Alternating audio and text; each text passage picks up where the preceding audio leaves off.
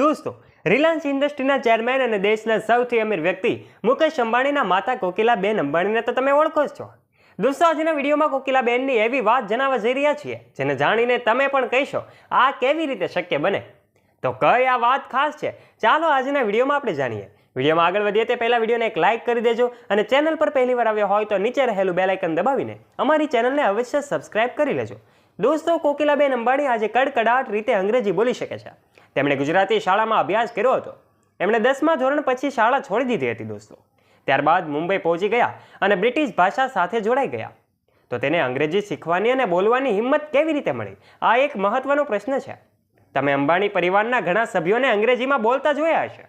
આખરે અંબાણી પરિવારનો દરેક સભ્ય ઉચ્ચ ગુણવત્તાવાળા શિક્ષણવાળો છે.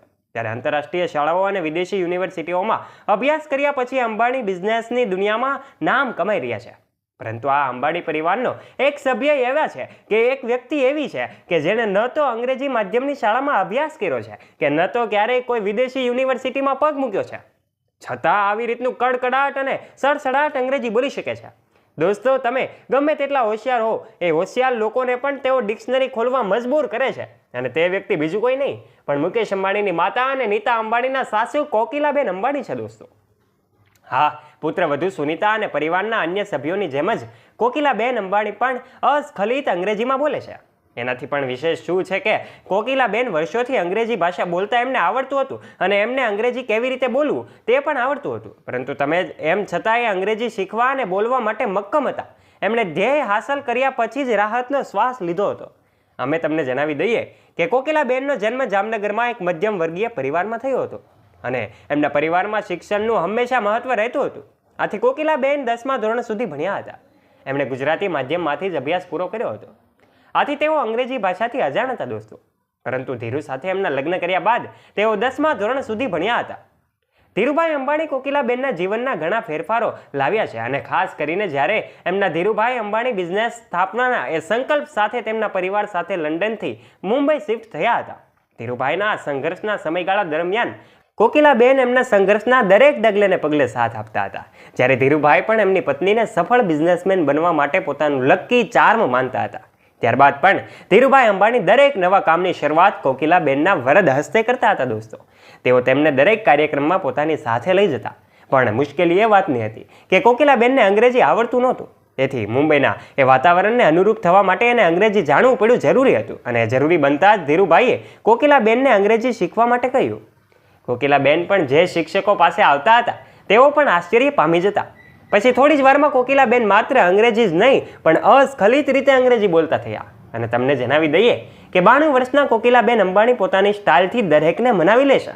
ગ્રેસ કોકિલાબેનની ડ્રેસિંગ સ્ટાઇલ પણ અનોખી રહી છે. દોસ્તો, કોકિલાબેન હંમેશા પિંક કલરની સાડીમાં પહેરેલા જોવા મળે છે. ફેશન અને સ્ટાઇલની બાબતમાં પણ કોકિલાબેન એમની મોટી વહુ નીતા અંબાણીથી પણ ઓછા નથી. દોસ્તો, છેલ્લા કેટલાક સમયથી જ્યાં જુઓ ત્યાં બસ અંબાણી ફેમિલી છવાયેલી છે. પછી ગુજરાતના જામનગર ખાતે પ્રી વેડિંગ ફંક્શન હોય કે ધીરુભાઈ અંબાણીના જન્મસ્થાન ચોરવાડનું સેલિબ્રેશન હોય, જ્યારે હોય ત્યારે અંબાણી પરિવાર એમના ક્યારેક બર્થડે પાર્ટી તો ક્યારેક એમના લગ્નના કારણે સતત ને સતત ચર્ચામાં રહેતા હોય છે. એ પછી મુકેશ અંબાણી હોય કે પછી અનિલ અંબાણી કે એમની પત્ની એટલે કે મુકેશ અંબાણીની પત્ની નીતા અંબાણી હોય, તેઓ હંમેશા લાઇમલાઇટની નજીક રહે છે. કારણ કે મિત્રો, ભારત જ નહીં પરંતુ એશિયાના ધનિકોમાં એમની ગણતરી થાય છે. એવા મુકેશ અંબાણી અને એમના પરિવારની વાત એકદમ ન્યારી છે. દોસ્તો, હંમેશા આપણે મુકેશ અંબાણીની, નીતા અંબાણીની કે પછી એમના સંતાનો એટલે કે આકાશ, અનંત અને ઈશા અંબાણીની વાતો કરતા હોઈએ છીએ, તો ક્યારેક વહુઓની વાતો કરતા હોઈએ છીએ. સાથે આપણે કેટલીક વખત અનિલ અંબાણી અને ક્યારેક એમના પરિવારની પણ વાતો કરતા હોઈએ છીએ. ત્યારે દોસ્તો, એક વ્યક્તિ એવા પણ છે, એક એવું પાત્ર છે કે જેના વિશે બહુ ઓછા લોકો જાણે છે અને એની વાતો ક્યારેય પણ થતી નથી અને તેઓ લાઇમલાઇટથી હંમેશા દૂર રહેતા હોય છે. જી હા દોસ્તો, આ વ્યક્તિ છે મુકેશ અંબાણી અને અનિલ અંબાણીના માતા એટલે કે કોકિલાબેન અંબાણી. મુકેશ અને અનિલ અંબાણીના માતા કોકિલાબેનનો જન્મ ગુજરાતના જામનગર ખાતે વર્ષ 1930માં થયો હતો અને તેઓ 10મા ધોરણ સુધી ભણ્યા છે. કોકિલાબેન એમના મોટા દીકરા મુકેશ અંબાણી સાથે હાલ મુંબઈમાં આવેલા એન્ટેલિયામાં રહે છે. આ એન્ટેલિયા વિશે તો તમે સાંભળ્યું જ હશે. એકદમ સરળ અને સાદું જીવન જીવવાનું પસંદ કરનારા એ કોકિલાબેનને સોનું પહેરવાનો બિલકુલ પણ પસંદ નથી. પરંતુ શું દોસ્તો, તમે કોકિલાબેનના ફોટા ધ્યાનથી જોયા છે તો તમને ખ્યાલ આવશે કે તેઓ હંમેશા પિંક એટલે કે ગુલાબી રંગની સાડીમાં જ જોવા મળે છે. મિત્રો, મીડિયા રિપોર્ટ અનુસાર કોકિલાબેનનો મનપસંદ કલર પિંક છે અને એટલે જ એમની પાસે પિંક કલરની સાડીઓનું બહુ મોટું કલેક્શન છે. તમને જણાવી દઈએ કે ભારતમાં ગુલાબી રંગને શુદ્ધતાનું, પવિત્રતાનું પ્રતીક માનવામાં આવે છે. આ સિવાય એક એવી પણ માન્યતા છે કે ભારતના મહિલાઓમાં પતિના નિધન બાદ મોટા ભાગે સફેદ, લાઇટ પિંક કે પછી લાઇટ રંગના કપડાં પહેરે છે. ખેર, આ બધી તો માન્યતાઓ છે, પરંતુ કોકિલાબેનની સિમ્પલ સાડીમાં જ એકદમ તેઓ શોભી રહ્યા છે. કોકિલાબેન અંબાણી પાસે સૌથી વધુ શેર છે. જી હા દોસ્તો, ધીરુભાઈ અંબાણીના પત્ની અને મુકેશ અંબાણીના માતા કોકિલાબેન અંબાણી રિલાયન્સ ઇન્ડસ્ટ્રીમાં સૌથી મોટો હિસ્સો ધરાવે છે. આ કોકિલાબેન અંબાણી 1,57,41,322 શેર ધરાવે છે. જી હા દોસ્તો, આ આંકડો કોઈ નાનો આંકડો નથી, પરંતુ રિલાયન્સ ઇન્ડસ્ટ્રીમાં સૌથી મોટો હિસ્સો તેઓ ધરાવે છે, જે કંપનીમાં 0.24% હિસ્સો છે. તો દોસ્તો, આ કોકિલાબેન અંબાણી વિશે તમે શું કહેવા માંગો છો? આપનો મત પણ કોમેન્ટ બોક્સમાં કોમેન્ટ કરીને જરૂરથી જણાવજો. અને આ અંબાણી પરિવાર વિશે જો વિશેષ માહિતી તમારી પાસે હોય તો અમને પણ કોમેન્ટ બોક્સમાં કોમેન્ટ કરીને જરૂરથી જણાવજો.